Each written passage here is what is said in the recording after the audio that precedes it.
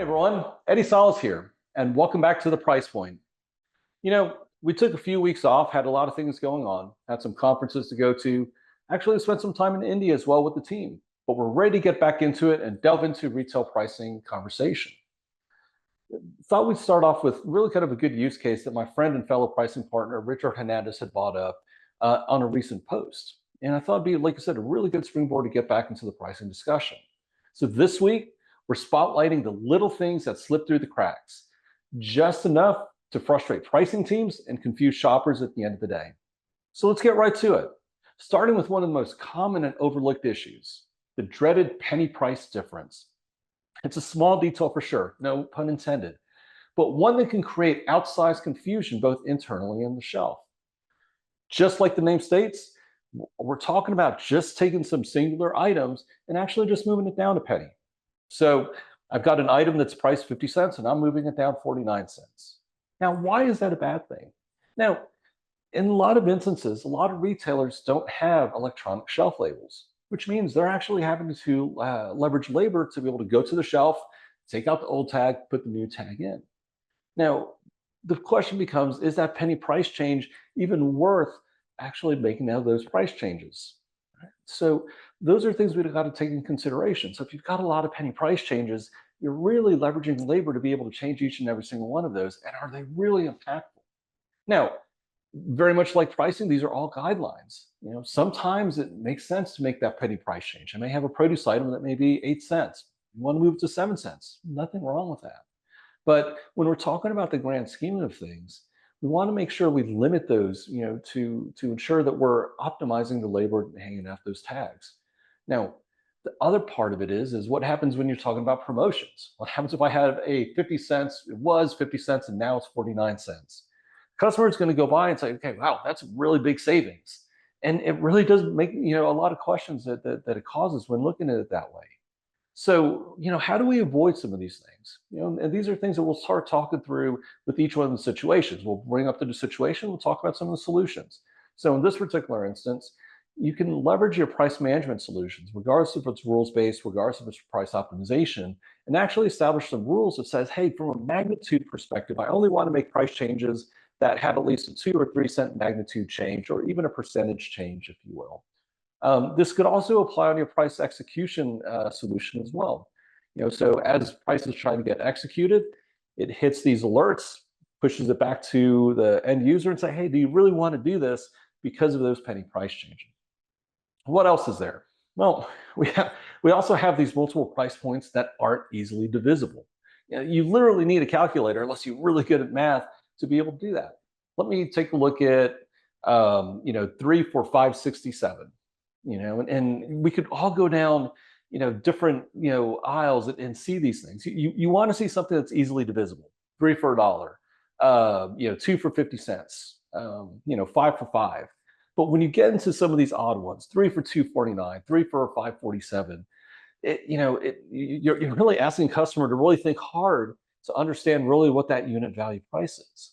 So the solution, and you're going to find a lot of these solutions, is really common sense.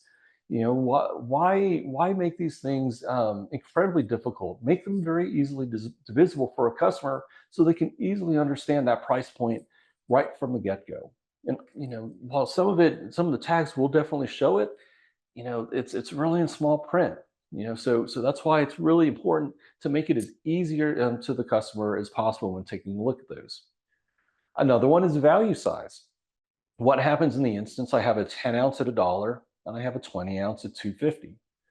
I can get 2 of those 10 ounces for less than what that 20 ounce price is. So what use? Well, what are we enticing the customer to go and purchase those 20 ounce items? This is incredibly one of the most difficult and challenging things from a retailer perspective. And a big part of it is because assortment changes in and out. And how do you keep up with the respective groupings, these value size groupings? So, this is where solutions like DataWeave can come into play to be able to help, bridge these gaps. How do we group all these items together? I want to take a look at a exact item with different sizes. So if I think about something like a Hidden Valley Ranch salad dressing, I may have an 8 ounce, a 16 ounce, a 24 ounce, a 36 ounce, and a 64 ounce. How do we group those items together? And not only do that, take it a step further and actually put some rules behind it that says, if I've got that price gap between that 8 ounce and 16 ounce, that 16 ounce probably should be 2 times my 8 ounce minus some type of kicker, right? And to be able to provide that value equation. This is where AI and item mapping really helps to be able to help group a lot of these items to avoid issues like these value size solutions. In a much similar light, price links. What happens when I have different prices across my price links? Again, a quick definition. Price links are really items that customers anticipate should be priced the same. So if I've got a body wash and I have 10 different scents of that respective body wash, as a customer, I would assume that those prices are going to be the same. Same thing for, if I think of soup and I have kind of different flavors of soup, same size, same brand, I would also anticipate that those prices should be the same. But what happens in instances of one or two of them being a little bit differentiated price from everything else? And even if we exasperate that even a little bit further, what happens if those one or two items are higher priced and they're your best selling items and customers know that? The impression just right then and there of what that retailer is trying to express to the customer, it's like, look, I know that those are the high volume items, so I'm going to go ahead and get some more dollars and more cents out. It creates that negative impression. So we've got to be careful with the pricing. Even at the end of the day, yes, it may make sense from a margin and P&L perspective, but it could really severely damage your price reputation at the end of the day. So how do you create those price management rules to extend out to the respective price links? That's how you do it from your solutions, rules-based in price optimization, is to be able to create rules to ensure that, hey, when I move one of these items, all these items are going to move as well. Now, we go a little bit upstream, very much like value size. How do you group these items? How do I find an item that is the exact same brand, exact same size, but different, different styles, different flavors, different scents? Again, those are solutions where that can be helpful with AI and be able to help mapping those respective items, right? And these are things that are out there that are incredibly important, for pricers at the end of the day.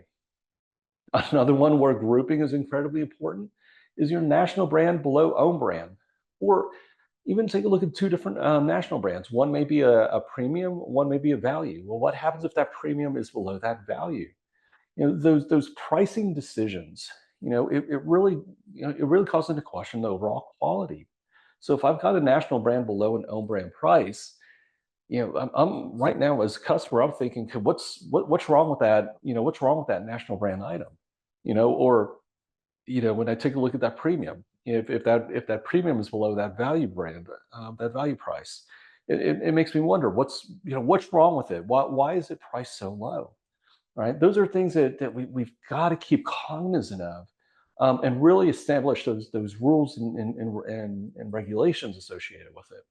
Again, this is where DataWeave and others can help in terms of how you create these respective groupings. How do you create these branded relationships?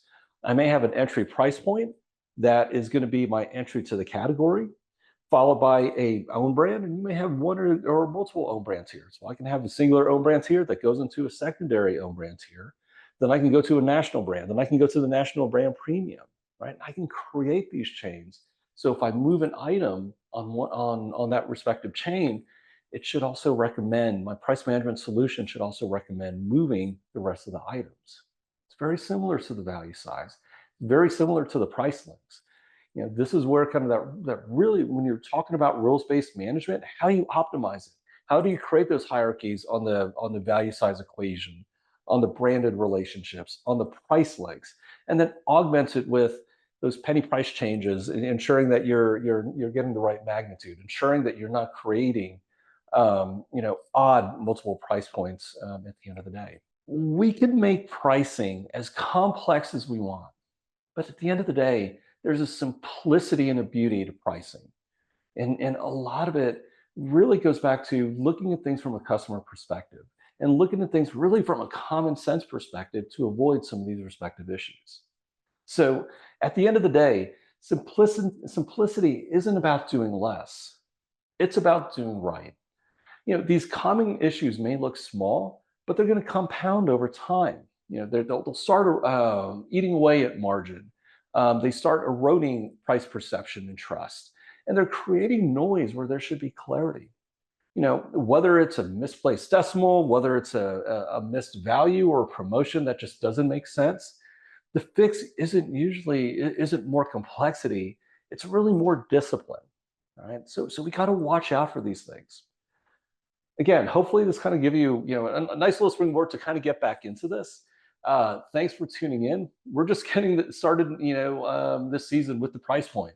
In the coming weeks, we're going to be diving deeper into how pricing teams can really move from that reactive to a refined and strategic arm of an organization. We're going to talk about content. We're going to talk about what's kind of going on in the current environment. We talked a little bit about PDP optimization, but we can delve into that a little bit more. There's a vast number of topics out there that we could talk about. If there's anything in particular that you're interested in, let me know. More than happy to get any feedback from y'all. But also, as we start figuring out really where, what future topics look like, would love to be able to kind of get your feedback. So with that, we'll see you again in 2 weeks on the price point. Thanks so much.